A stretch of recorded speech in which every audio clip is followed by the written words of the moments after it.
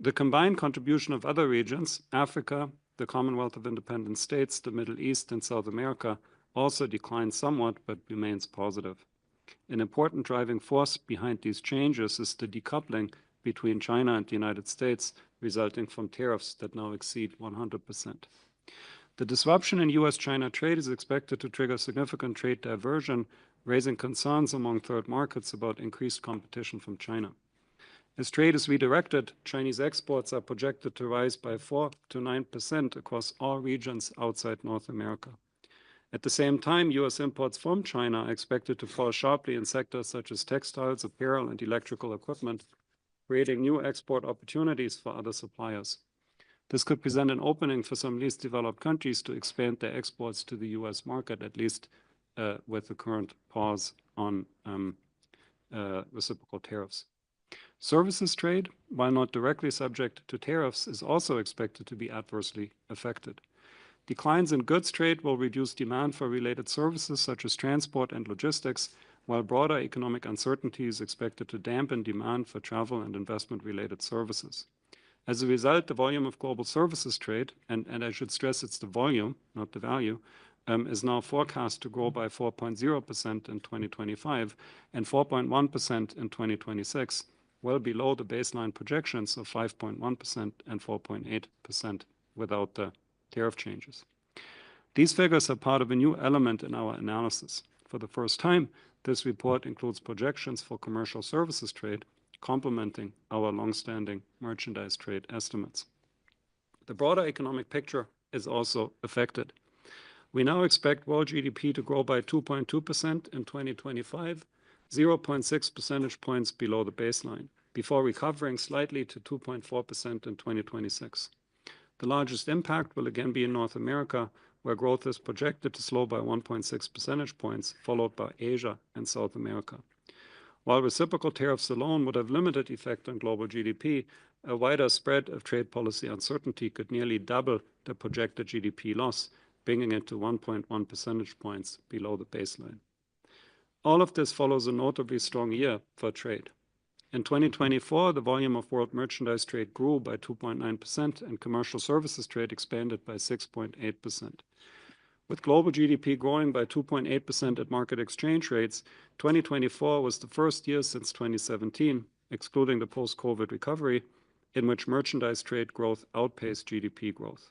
In value terms, merchandise exports rose by 2% to $24.43 trillion, and services exports increased by 9% to $8.69 trillion, supported by strong global demand. In short, we are seeing a sharp turn in the global trade landscape. These developments highlight the importance of predictable and stable trade policies, not just for trade itself, but for broader economic resilience. Thank you. Thank you, Ralph. We'll now open it to questions, and the first question goes to Laurent. Please identify yourself and your organization. Please. Sure. Thank you, Director General, for the press conference. So obviously, the elephant in the room is the current volatile US trade policy. And it seems that a lot of head of international organizations have tried to reach out to President Trump and the US administration since he came back to power. So did you manage to get him on the phone, or who are you talking to currently to the within the US administration? Are you talking to Ambassador Greer? Yeah, how does that happen? And then a short question to Ralph Ossa. So now you anticipate that the Chinese exports to the region other than the North America could expand by 4 to 9%. If you could give us the figure for Europe, that would be great. Thank you. That's a question I certainly wasn't expecting. Who am I talking to? 3 weeks ago, is it 3 or 4 weeks? 4 weeks ago, I met with Ambassador Greer and with Secretary Lutnick. So those are the people in the administration that I have been in touch with. And I had, I must say, good meetings with them. This was before the reciprocal tariffs came out, and we were still waiting for them. And I think those are my primary contacts, in particular, Ambassador Greer, the USTR's office. Thank you. So on the trade diversion effects, the number for Europe is 6%. So Chinese exports to Europe are projected to increase by 6%. One thing on trade diversion, I think you have to keep in mind that this is a two-way street in the sense that, of course, there will be some Chinese exports being diverted to Europe, but there will also be some European exports diverted to other economies. Think about the high tariffs that are in place on motor vehicles, for example. And this is, of course, something that will need to be carefully managed because that's a way through which these tensions could potentially propagate beyond US trading relationships. Thanks, Ralph. Assis. Assis Moreira, Valor Econômico, São Paulo. Director Gigi, the situation, plenty of uncertainties. Do you think it's the time to convoke an extraordinary ministerial meeting in Geneva to discuss the situation of WTO and the global trade? Thank you. That's a very good question. This is something that the members themselves have to decide. As you know, WTO is a very interesting organization. It's actually member-driven. So it's the members who have to decide whether they want to have particular meetings or get-togethers or take particular actions. And as we speak, the General Council Chair has been consulting with members to see what they would like to do, whether they would indeed want to go for such a meeting or not. So that is ongoing as we speak. And we will get the results when the General Council Chair has finished his consultations. What I do know is that members are talking to each other in different groups and configurations. And they are trying to, one of the very important things that has come out, as I said in my remarks, is the fact that members now more than ever appreciate the stability and predictability of the multilateral trading system and the WTO, the rules that make this possible for businesses to be able to trade with some predictability. We have calculated that in spite of these tariffs, we still have 74% of world trade under most favored nation terms, and they absolutely want to find ways to maintain that. So I know they are talking to each other. The EU is reaching out to certain groups. New Zealand is reaching out to other groups. Singapore and Switzerland got together a group of friends of the system, and they're all talking about the same thing. How do we collaborate with each other to strengthen, and safeguard the rules within the 87% of world trade? US is 13% of world trade, so 87% is going on among other members. And I know they're also talking about how do we strengthen and safeguard that whilst trying to reform those things that don't work within the system. I think you saw my remarks. One of the lessons is that accepting that we need to reposition the WTO, reform it and re-dynamize it. And they're also talking about that. Thank you. Thank you, DG. Olivia. Thank you very much for this briefing, Olivia Lepoitebert from Reuters. If I may start with you, Director General, if you could please just explain to us your level of concern following this report for global trade growth and economic growth. Secondly, you said you don't want to waste a crisis. How urgent is it for you for WTO members to use this opportunity to respond with potential reform? And finally, you mentioned that 74% of trade happens under most favored nation terms with the WTO. How concerned are you that potential bilateral negotiations between the US and states who are subject to these tariffs actually could threaten to undermine one of the most central rules at the WTO? And finally, if I may, Ralph, thank you. Just one question for you. Could you just kindly add some detail as to what you mean by broader spillover of trade policy uncertainty? Thank you all. Well, thank you. My level of concern is heightened. I'm very concerned. for all the reasons we said before, the slowdown in fact, turnaround, contraction in global merchandise trade growth is of big concern. And as we said, if the downside risks materialize, one of which might very well do so, the 90-day pause, if the reciprocal tariffs come back, layered with uncertainty over it, you can see a 1.5 percentage point contraction with both those things. So this means, as you know, there's a strong relationship between growth, trade growth and overall GDP, global GDP growth. In the past, actually, growth of trade drove global GDP growth. More recently, they've been growing in tandem, like 1-to-1. Before it was 2-to-1. So there's a relationship. And so if we have contraction in global merchandise trade growth, the concern is spillover into, raw GDP growth, as Ralph mentioned. And, we've seen that the trade concerns can have negative spillovers into financial markets, into other broader areas of the economy. But I'm also very concerned about impact on poor countries.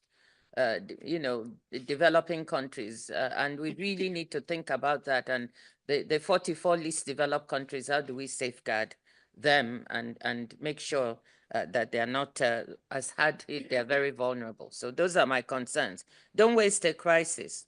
Yes, absolutely. I think WTO members recognize, you could see it on last week when we had an event to reflect on our 30th anniversary, that a whole group of members got together to say that the critical thing we need to focus on is reform. I call it now, because reform is used so often, I want it to be a repositioning of the organization.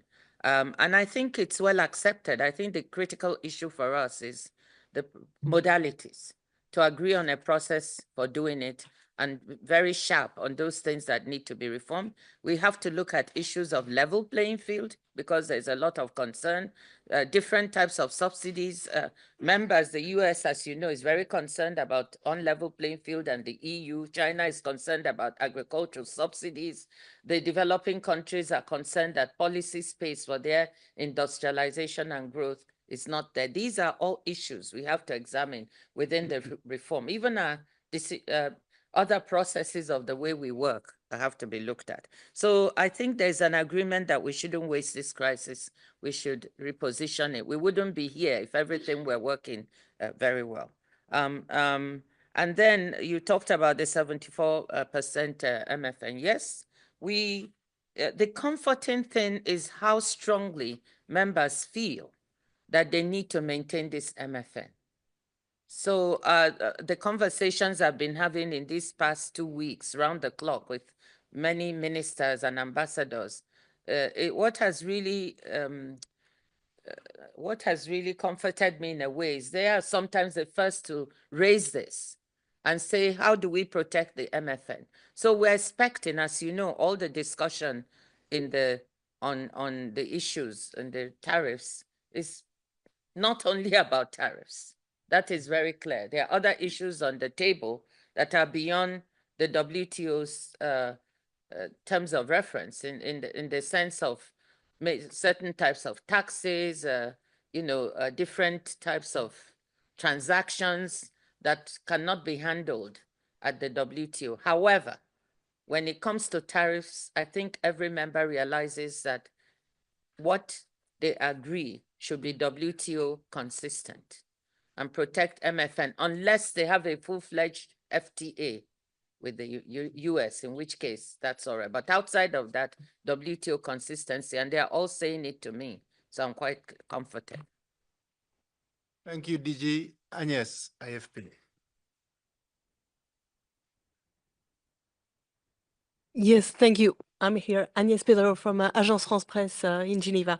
Thank you for taking my question. I want to ask you about something you mentioned about the reform. You call for a better decision-making processes. Could you explain to us what do you mean exactly? How this process of decision-making could be better done? Does it mean that leaving the consensus decision making, or does it mean something else? And a clarification on the meeting that might be organized on the previous question. Would that be at the health minister level? Sorry, WTO ministers levels? I was all the night at WHO, so sorry. Sorry. You know, I think we have to, when I talk about decision-making processes, I'm not saying we walk away. I'm not a member. Remember, I'm the DG. It is members who have to decide how they want to do this. But we also need to admit that the decision-making processes are not getting results as fast as they should.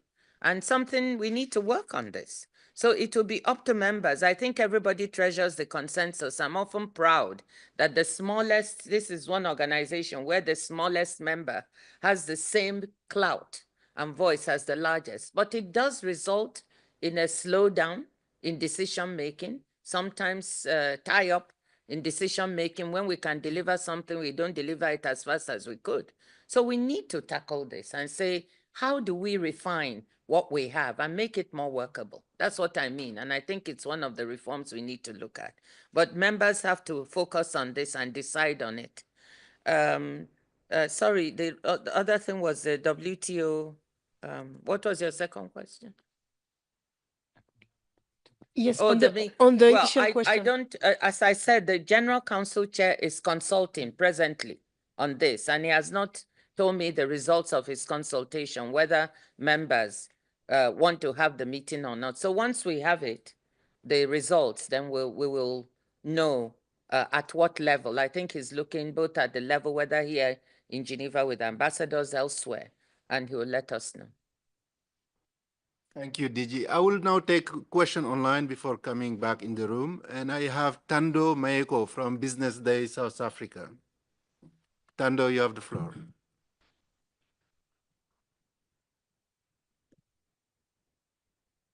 Has he started? No. Apologies, I was muted. But yeah. Can you hear me now?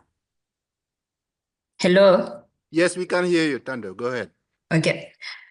With regards to Africa, given the current trade policy restrictions and rising tensions between major economies, the US and China, do you believe African countries will be forced to choose sides in their trade partnerships, or there's still space for them to pursue a balanced approach that supports their developmental goals? Yes. Thank you for that question. I strongly believe that what I hear from African ministers is they want to pursue a balanced development. I don't think any of them wants to be made to take sides. And since many of them are also small economies, this is of great concern. And that is why I stated my concern about the possibility of fragmentation and polarization of trade in blocks.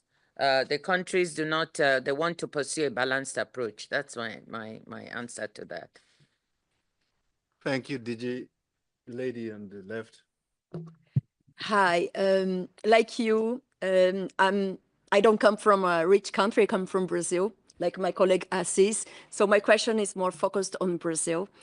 You gave a great scenario about the situation in Africa with examples of countries' products.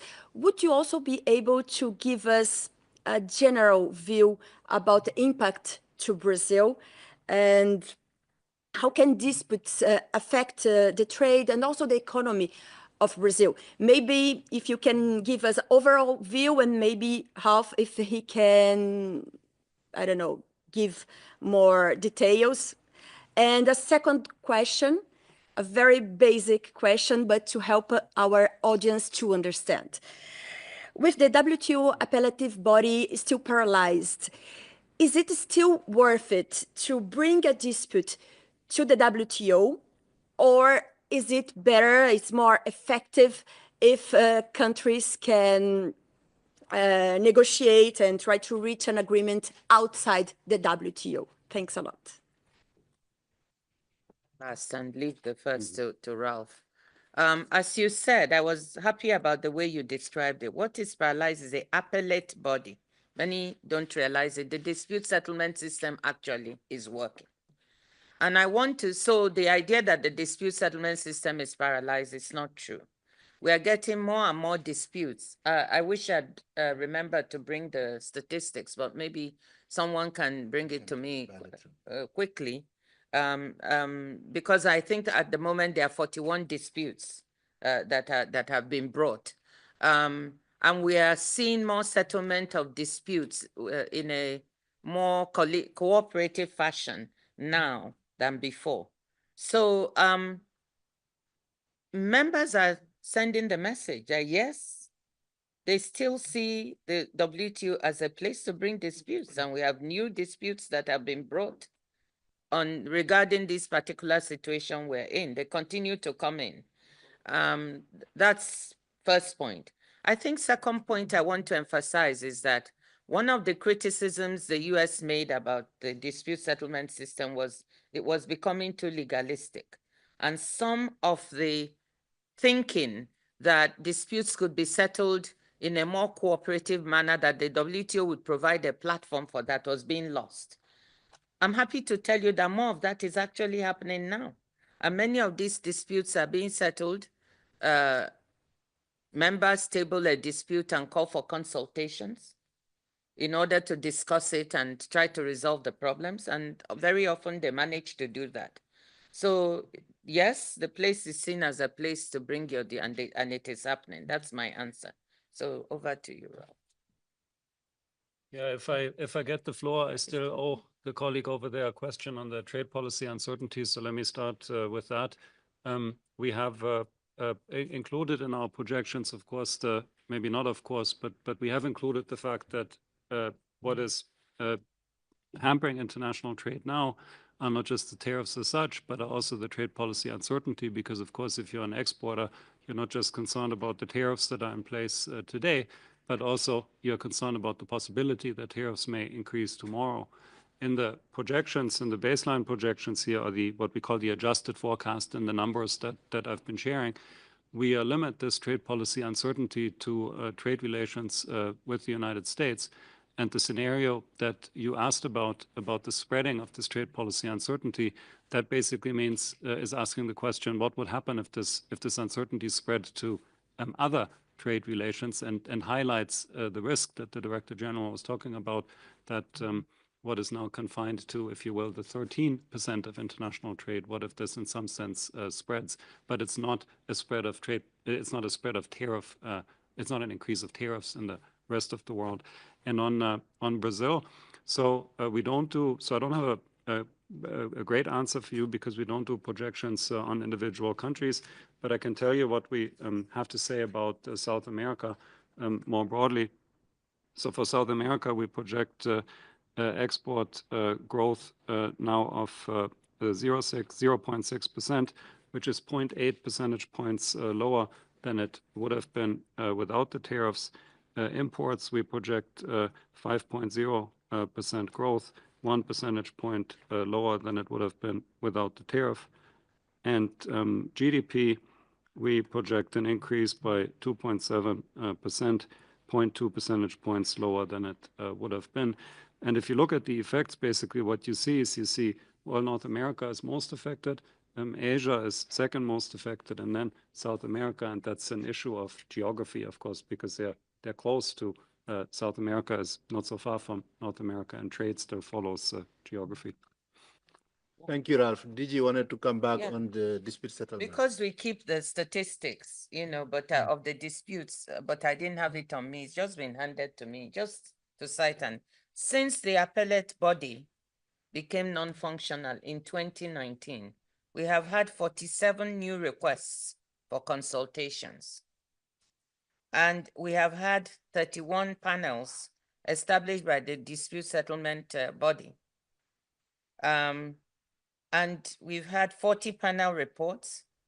Of all this, 27 cases have been resolved, either by mutually agreed solutions. That's what I was telling you, parties coming and settling with each other.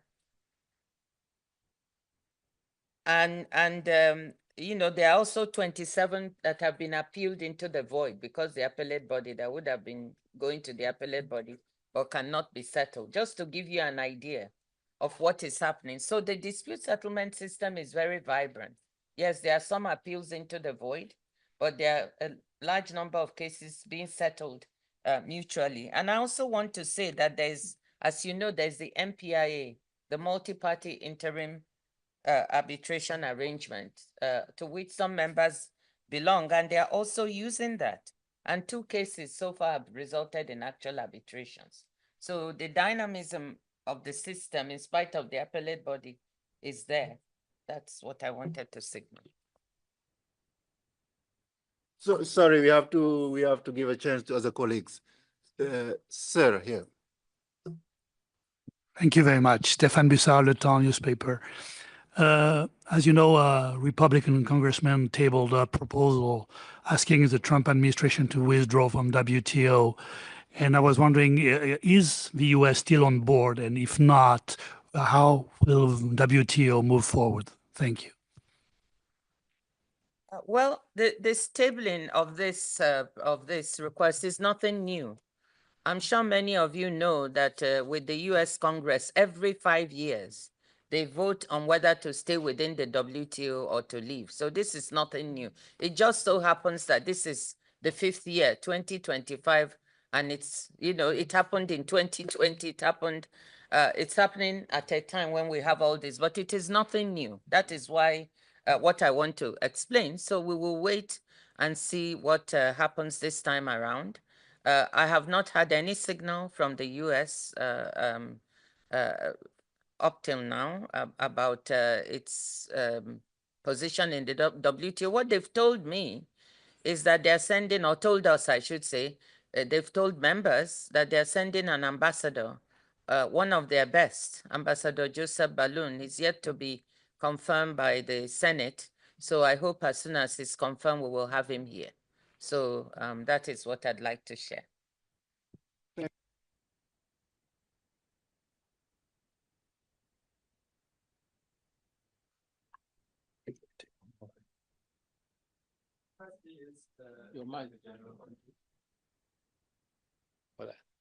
Yang Chun from China Media Group. And thank you for having me. You just mentioned you are worried about the tariff war between China and the US, but we have seen the latest news that US has raised the tariff as high as 245, so high. So I want to know what's your opinion about this action? 245 or 145? 245 to China. When? The latest news. Altogether, 245. Percent? Yeah, percent. Sorry, percent. 145. 245. Yeah. Okay, well, I don't think it, as China itself commented, once you get to numbers like 125, that was one thing they commented that we agree with. It doesn't really matter because it's a decoupling of trade. So this is what precisely I talked about, that we are seeing a move towards decoupling US-China trade. Beyond the 125, 145, it doesn't really matter how much you raise it. The trade is decoupled. And we've already made statements about the risks and the possible impact of decoupling. It's not just about China and US, it's the impact on the rest of the world. If we get this decoupling resulting in a fragmentation of world trade, resulting in 2 blocks, that's my biggest worry. Because nations do not want to choose to be on one or the other. They want to be able to trade within the global trading system. So we have to absolutely find a way to avoid, this fragmentation into 2 possible blocks. Thank you. Thank you, Didier. I will take one last question and I will go online. Anna Swanson, New York Times. So I was saying I am going to take one last question. Anna Swanson, New York Times, online. Anna, you have the floor. Hi, thank you so much for taking my question. I wanted to ask two quickly. So first, why do you estimate that U.S. exports will fall? Is that all retaliation, or is there also a loss in competitiveness from the tariffs?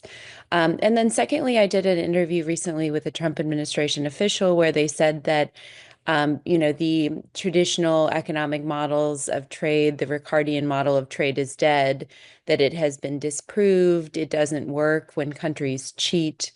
I wonder if you have any comment on that. Thank you. Yeah, thank you very much, Anna, for the question and for spotting that the tariffs also have effects on exports. There's a few things going on. You already mentioned the retaliation. So we're talking about exports now from North America.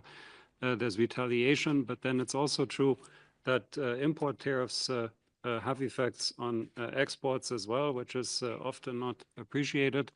One direct effect is that if you impose an import tariff, of course, intermediate goods also become more expensive, which then makes it more costly for your exporting firms also to stay competitive. But then also the resources need to come from somewhere. So if you impose an import tariff and you grow your textile industry, say, or whatever industry that may be, the people who are employed in these new industries will also have to come from somewhere, and they will come from elsewhere in the economy, including exporting sectors. And one way in which this happens typically in practice is through an appreciation of the real exchange rate. And that's the difficult part, I think, to project now when you look at the United States in particular, which is also why we don't project U.S. exports specifically, because a lot will also depend on how the real exchange rate adjusts. In terms of traditional models, I think we're using a traditional model.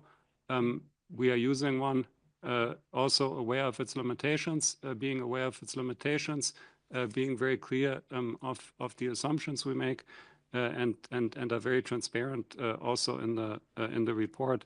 And I would say one of the issues that one would need to think about is exactly what I already went into, which is the adjustment in the real exchange rate, because in practice, of course, there's also a financial system. There's also reactions to normal exchange rates and so on, as you've seen with the financial market repercussions. So I guess we'll see how this pans out. Actually, I think Anna was talking about not the actual model for the modeling, but the fact that the Ricardian trade view of the world doesn't work, because when not everybody's behaving, I guess the issue is the market economy oriented. What does that do? Does the model still work? I think that's what you was talking about. Yeah, that's right. So That's right. So I can also respond to that question.